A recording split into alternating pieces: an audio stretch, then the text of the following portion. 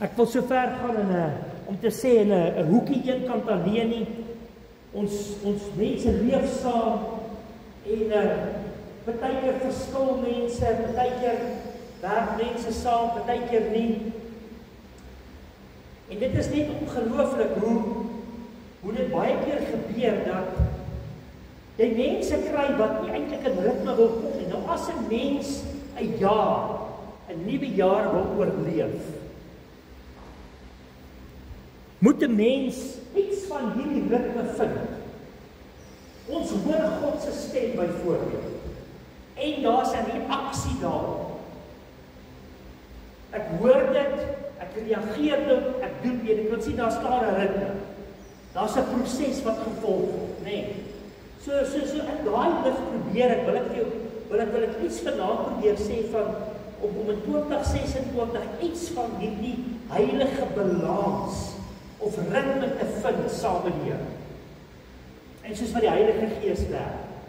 Nou, ek dink as mense net gaan kyk na die werking van die Heilige Gees, soos wat die Here in prosesse werk. En ons het Sondag reeds gesê van hoe mens geestelik groei. En hoe die Here jou van een punt vat na die volgende punt toe, van een jaar na die volgende jaar toe. En jy kom agter hy werk met jou op 'n spesifieke manier. Hy neem baie goed in ag. Hy neem jou persoonlikheid in ag. Hy neem selfs die manier hoe jy aan mekaar gesit is, want een van ons is dieselfde nie. Hy neem jou emosies in ag. Hy neem jou geestelike lewe in ag. Hy neem dalk jou ook nie dalk nie, maar ook selfs jou verstandelike tekort of wat dalk ook kan wees wat hy neem dit in ag. Want God ken ons mos, nee. Jy weet, ek sal nooit vergeet nie, jy kry baie keer mense wat predikante word en dan sit baie keer 'n introvert en as mense altyd sê, maar predikante pastoor moet altyd hierdie ekstroverte wees, nê. En dit is ook nie altyd so nie. Dit lyk dalk net asof dit so is, maar selfs ek is net 'n volle ekstrovert. Ek is nie heeltemal 'n introvert. Ek is so tussen alles.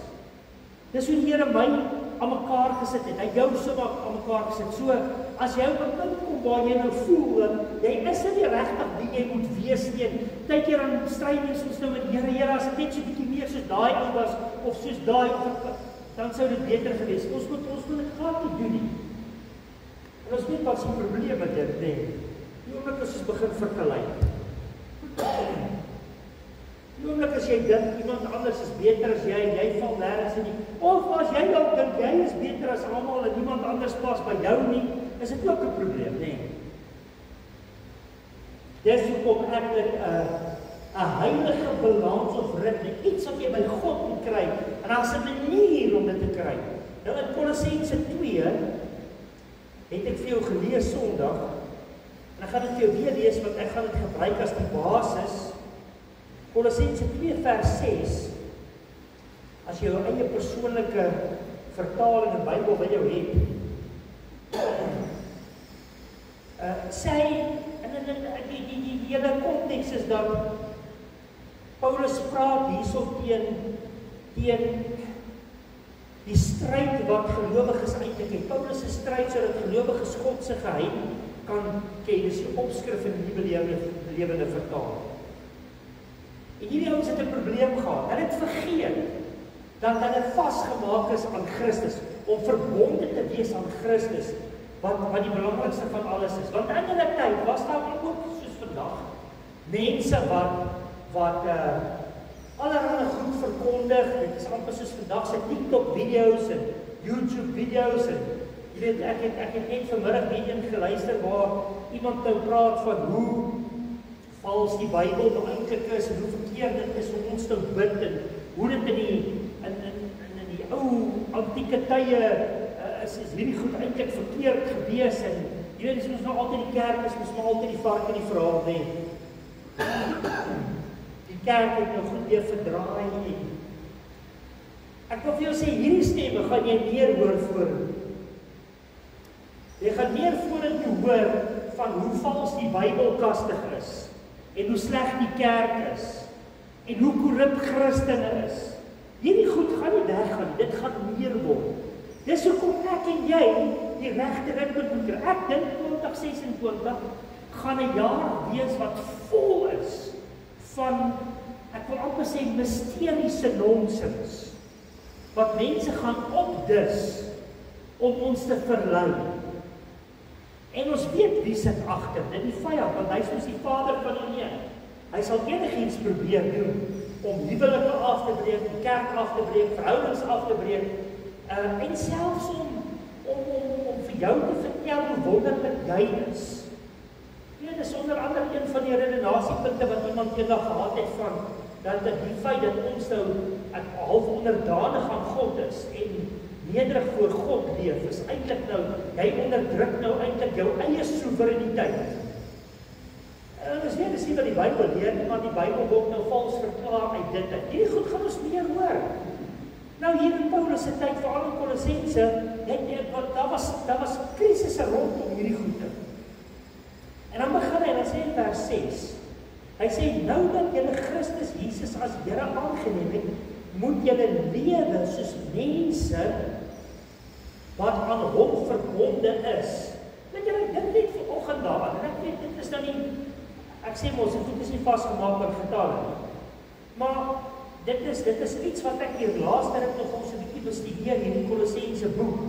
En dan sê vers 7 ook, bly in Christus geanker en bou op hom standvastig in die geloof soos julle geleer is en loop oor van dankbaarheid. En toe dink ek nou, dit is nou geen snaakse storie ook, dat vir 2026 Kolossense 2 vers 6, ek glo nie aan coincidences nie, ek glo dit is 'n God incidence, en ek weet, Paulus het nie die verse geskryf en die hoofstukke nie, dis later bygevoeg, maar miskien sê dit nog iets, amper soos laas jaar, Galasiërs 5 vers 25, ons leef deur die Gees, dat die Gees ook ons leefstyl bepaal, nee. So glo ek ook, wil die Here iets vir ons sê rondom hierdie hele storie van die jaar wat kom. Die kort en lank van 2026 is, bly in Christus. Bly in Christus. As ons in hom bly, en ons doen wat hy sê, en wat hy geleer het, sal ons nie misvat nie. Partykeer is 'n mens mos bietjie bang. Jy wonder partykeer, hoe is my pastoor reg? Dit is niks fout as jy wonder of ek reg is nie. Ek wonder partykeer self of ek reg is. En is nie dat ek in ongeloof lewe nie, maar ek toets myself die hele tyd, want die Bybel sê ek moet dit doen. 2 Korintiërs 13 vers 5 daarom sê, toets jouself en kyk of jy op die pad is. Enige predikant, 'n pastoor, enige iemand wat 'n bediening moet uitleef, moet seker maak dat jy op die pad is. Nee, jy moet seker maak, en daar is niks fout om baie keer twyfel homself, selfs oor die Bybel in die kerk nie. Maar weet jy wat, as jy elke keer teruggaan na Christus toe, goeie agter, onthou nou, die skrif sê, hy is die hoof van die kerk. En ons is die liggaam, sy hoofstorie was dat hy gesterf het vir ons sondes, sodat ons vrede met God kan hê, en 'n nuwe lewe deur die Heilige Gees kan leef.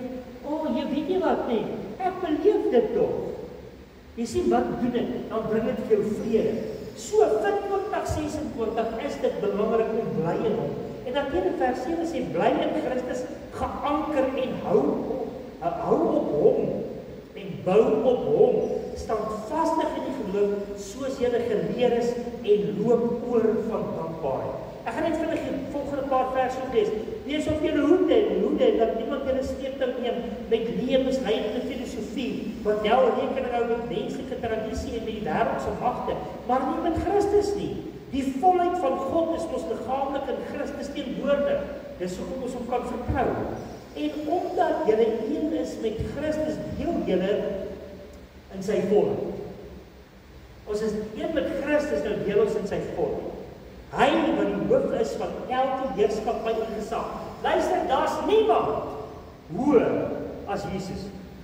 Hy het die hoogste gesagsposisie in die heelal. Op hierdie oomblik, en dit sal altyd so wees.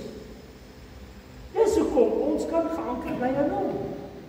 Ons hoef net te doen en te leer wat hy ons geleer het, en te doen wat hy wil hê ons moet doen, en dis dit. Jy gaan dit net in ander verse ook sien. Hierdie gaan jy ook sê verder. Omdat jy een is met Christus, as jy ook besny, nie met die besnydenis deur mense nie, maar met die besnydenis van Christus. Hierdie besnydenis bestaan uit die wegneem van julle sondige geaardheid. Onthou die sonde, die mag van die sonde is nou gebreek. Net baie keer dink ek, ons is baie keer so, ek kan nou nie die woordjie, kan ons maar die woordjie dom gebruik, dit sal nie kwaad is vir my nie. Ek sluit myself in. Want ons sit op baie keer met sonde, nê, en die verkeerde goed. En dit is eintlik baie maklik, want die Bybel sê dat jy nie meer mag oor ons, is so, ons kan eenvoudig nee sê. Dit is so eenvoudig soos dit, is dit nie? Want ons staan op Christus. Nou jy sien, as hy die senter is, gaan jy makliker kan nee sê, en hy gaan jy nog help op. Hy sê, toe julle gedoop is, het julle saam met Christus, as julle saam kom begrawe, omdat julle een is met hom, is julle ook saam met hom opgewek. Julle geloof in die krag van God het dit moontlik gemaak. Hierdie selfde krag wat Christus Jesus uit die dood opgewek het. En natuurlik is dit die Heilige Gees wat in ons is presies dieselfde krag. Die groot vraag is, glo jy dit? En jy sê, hier het ek 'n paar interessante goed gelees dat jy nou opsomming daarvan gee, maar dit is amper soos hierdie balans en ritme wat jy nodig het saam met die Here om deur 'n nuwe jaar te stap. Wees eerlik met jouself, die jaar wat verby is.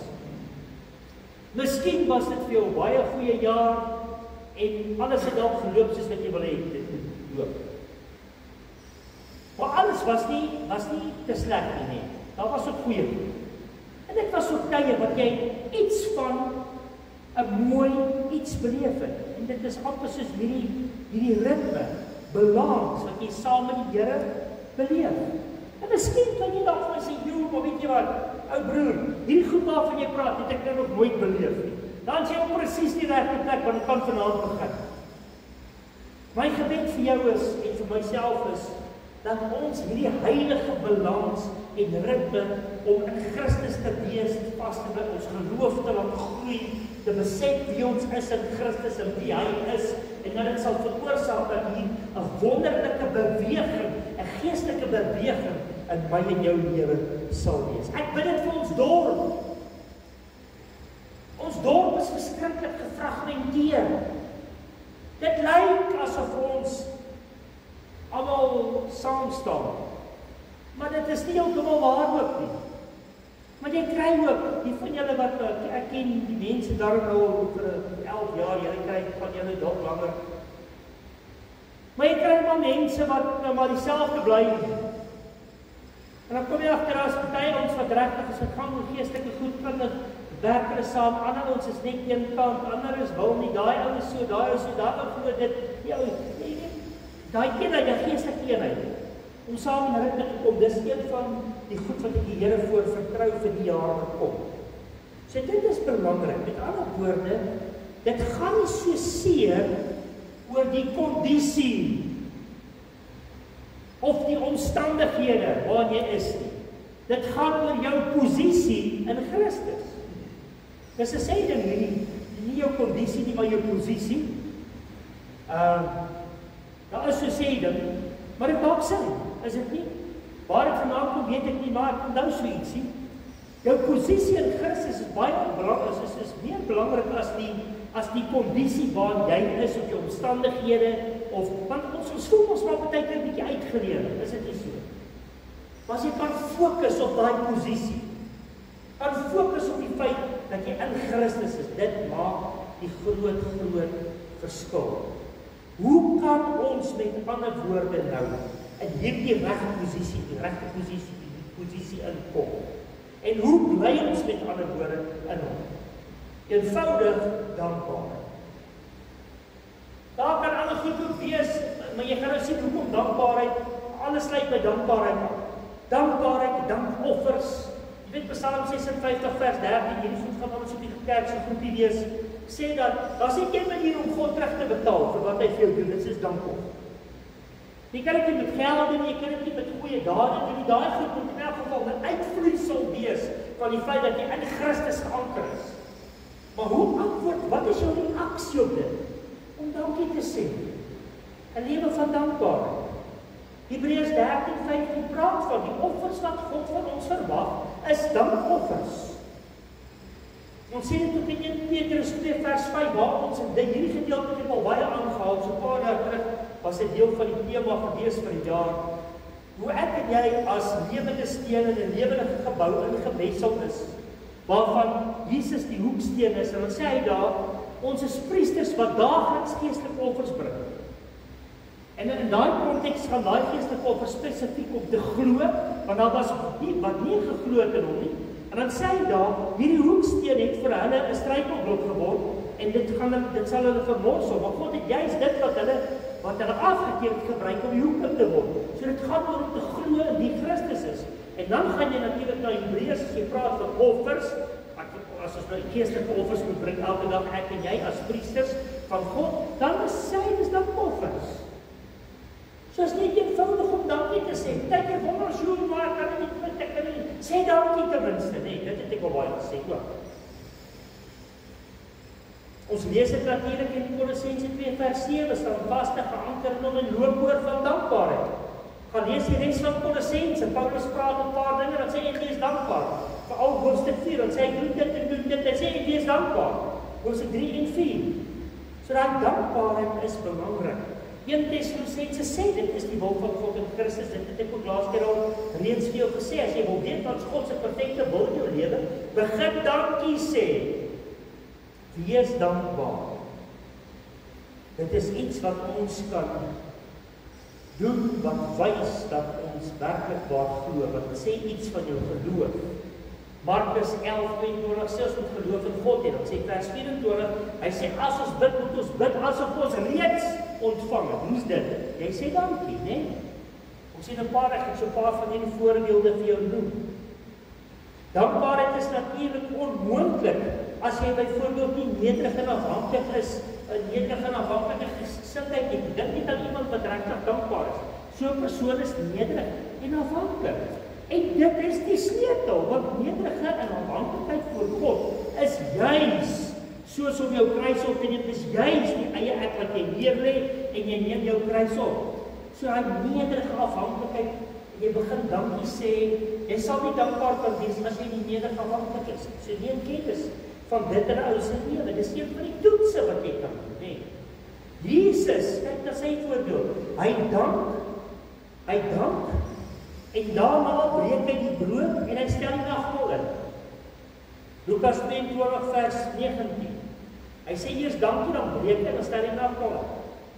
Jesus dank, hy breek die brood en hulle oog gaan oop. Lukas 24, die Emmausgangers, want hy het saam met hulle gestap na sy opstanding. Hy het nie geweet is hy nie, hy het hom nie herken nie, maar toe hy later by hulle is en hy vat die brood en hy begin dankie sê en breek, sê die Bybel, het hulle oë oop gegaan en hulle hom herken. So die hele kwessie van selfs Jesus wat dankie sê en dan gaan mense se oë oop. Dink bietjie daaraan. Jesus dank die Vader net voordat hy Lazarus opwek uit die dood. Gaan kyk maar na daai gebed in Johannes 11. Hy bid en sê dankie Vader. Hy dank die Vader vir die geleentheid sodat hulle sal glo. En net daarna sê hy vir Lazarus kom uit die graf. So Jesus is die voorbeeld ook van hoe ons moet leef, van ons verhouding tussen ons en die Vader, kan ons sien in die verhouding tussen Jesus en sy Vader. Dis goed wat ons kan gebruik, né? Paulus gebruik dit. As hy praat van as hy die nagmaal verduidelik in 1 Korintiërs 10:16 en 11 vers 23 tot 26. Hy praat in 1 Korintiërs 10 vers 16 van as daar gedank word by die breek van die brood by die nagmaal, né, by die tafel. Of ander vertalings praat geseën word voordat hulle dit gebruik. In 1 Korintiërs 11 sê hy dat Jesus het hierdie spesiale openbaring vir hom gegee. Dan sê hy in die nag wat hy verraai het Jesus die brood gevat, gedank, gebreek te sê, neem dit is tot julle voordeel, en ook so die beker na die ete. So die hele storie van dank, die konteks daarvan, is eintlik baie kragtig. En is iets wat jy kan vat om hierdie heilige ritme in jou lewe vas te maak. En dit alles, al hierdie goed is eintlik maar net hierdie vereenselwiging met wie Jesus is. Want daar's gedank as hy die brood breek en verwys na sy liggaam. In Johannes 6 sê hy, as jy my nie eet en my bloed nie drink nie, jy nie deel aan my. Hy sê net, jy moet jouself ten volle vereenselwig met hom. Hoekom? Want jy is eenvoudig dankbaar vir wie hy is. En dat hy vir jou die brood gee en die drank gee, wat sy liggaam en sy bloed is, sodat jy nooit weer dors en nooit weer honger sal word nie. En ons weet, is natuurlik geestelik, So ek en jy hoef dit net eenvoudige dankbaarheid te geniet. Daarom is die antwoord, dit wat ons gelees het natuurlik in Kolossense, wat eintlik Jesus se evangelie boodskap opsom. En ons sien dit natuurlik byvoorbeeld in Johannes 15 baie duidelik. Waar hy eintlik sê, bly in my. Hy sê eintlik, en dit is wat Kolossense 2 sê, hy sê, bly in my, leef uit my, sterf aan jouself, word nuut gemaak. Alles deel van wat ons gelees het, net opsomming. Moenie teruggaan in die mensgemaakte godsdienst toe nie. Ons het dit gelees ook daar. Pas op dat jy nie mislei word nie. En dan beweeg jy natuurlik van dood na lewe met vergewing van sondes. Dit is natuurlik daar waar hy spesifiek hier in hierdie gedeeltes ook sê dat met jou doop is dit eintlik jy sterf en dan staan jy saam met Jesus op, jy leef saam. So ek en jy moet hierdie heilige balans of ritme vind. En raai waar begin dit? In jou denke. Nou dink net gou so 'n bietjie daar. As jy in jou gedagtes gedurig deur rondloop en jy sê dankie. Weet jy wat sal gebeur? Jou dade sal heeltemal anders wees. Want 'n dankbare gesindheid, 'n nederige afhanklike gesindheid, sal maak dat jy anders dink, doen en sê. En dit sal 'n invloed hê in die mense rondom jou. Ek het Sondag wat verby is, het ek gesê, jou denke moet bestaan uit dank aan God, wat jou dade sal rig en God sal dan doen wat jou denke oortref. Waar staan dit in Efesiërs 3 vers 20? Hy sê, hy sal vir ons doen ver meer, as wat ons selfs kan dink of bid om te dink. Of dink om te bid. Hy sal vir jou ver meer doen. Dan sê hy interessant die volgende vers. Dan sê hy die kerk, wat aan Christus behoort, moet, hoor mooi, imperatief, moet hom prys. Wat is prys anders as ek sê dankie, of ek lof en aanbidding? Lof beteken eenvoudig, ek sê dankie vir die dinge wat hy doen. Aanbidding beteken eenvoudig, ek sê dankie vir wie hy is. Jy sien die hele dankstorie is eintlik verskriklik diep. En as jy net kan begin leer, en ek net kan begin leer om dankie te sê, wat is die voordele hiervan? Nou dit gaan ek vir jou in Johannes 15, maar ek gaan nie Johannes 15 lees nie, want ons tyd gaan so 'n bietjie uithaal. Maar julle ken Johannes 15. Dit gaan oor wat?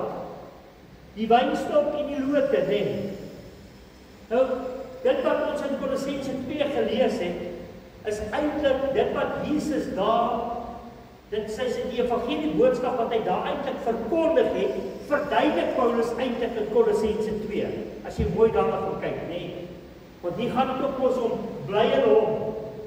En dan noem hy al die goed spesifiek, dat jy moet vasstaan en geanker wees in hom ensovoorts.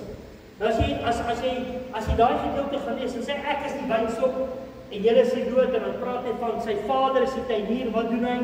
Hy stoei hierdie dinge. Die wat nie vrug dra en verdroog, sny af.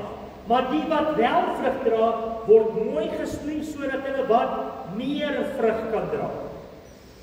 En jy kan niks doen as jy nie in hierdie wynstok ingeënt is nie, want dan gaan jy verdroog en jy gaan afgesny word, né?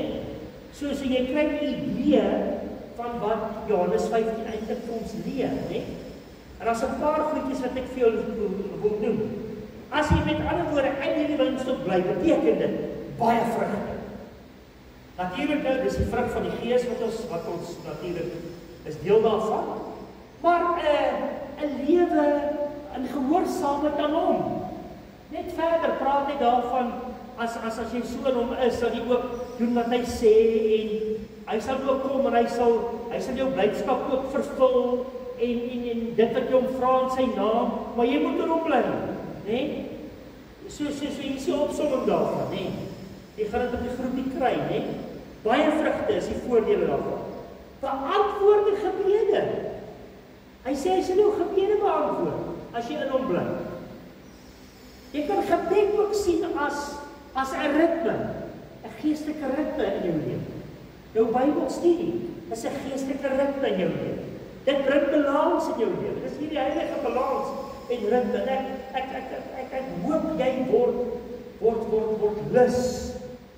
En jy het 'n begeerte in jou hart om hierdie jaar meer Bybelstudie te doen en te bid en kerk te gaan en God se stem te probeer hoor, né?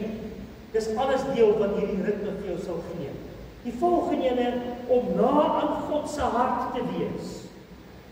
Net jy sal beleef dat hierdie wynstok dra jou, né? Met ander woorde, na sy hart om Christus se liefde te beleef. Jy gaan dit beleef omdat jy gehoorsaam is. Om 'n lewe van gehoorsaamheid te leef, né? Om volkome blydskap te beleef. Hy sê daar spesifieke antwoord ons gebede sodat ons blydskap volkome kan wees in vers 11. Om 'n vriend van Christus genoem te word. Hy sê, ek noem julle nou my vriende. Hy sê die voordele wat 'n lewe inhou van om in Christus te bly.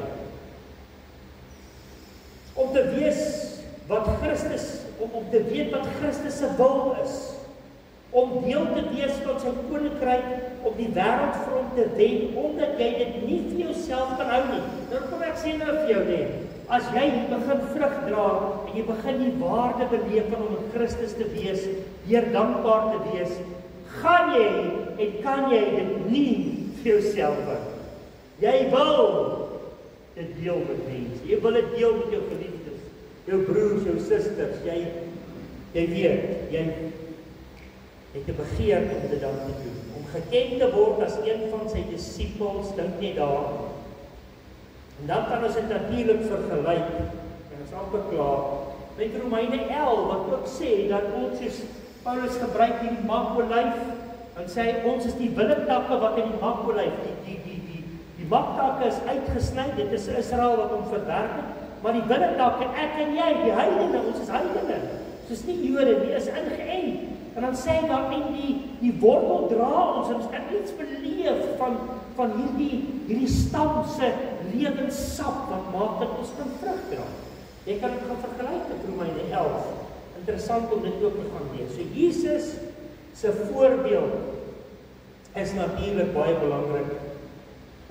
Die dissipline om in Christus te bly, het baie te doen met dissipline van afsondering en vertroue in Christus. Jy gaan agterkom, hierdie ritme wat jy gaan kry, jy wil een kant toe gaan, jy wil gedurig met hom praat, en wat jou gaan help is om gedurig deur dankie te sê, dit sal soos 'n krag wees wat jou help.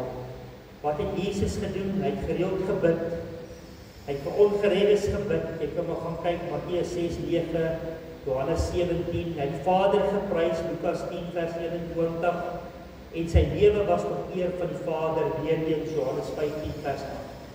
My gebed vir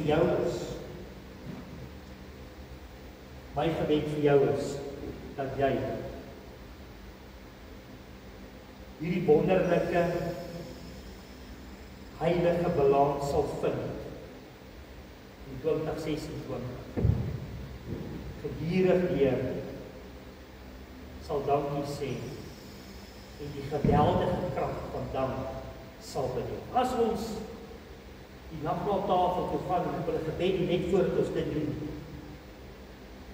wil ek jou uitnooi vandag.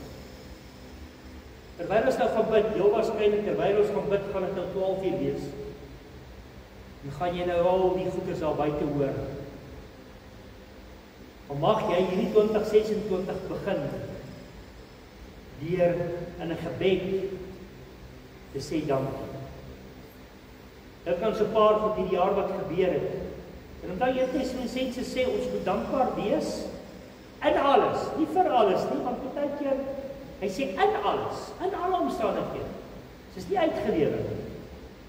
Wees eenvoudig dankbaar. So kom ons bid. En terwyl ons bid, ek gaan vir jou geleentheid gee om net eenvoudig dankie te sê vir 2025 en ook dankie te sê dan vir 2026. En dan die volgende aksie wat ek en jy saam gaan doen in die nuwe jaar, eerste een wat ons gaan doen, is ons gaan saam nagmaal. Is dit nie die beste manier om 'n nuwe jaar te hê? Kom ons bid saam.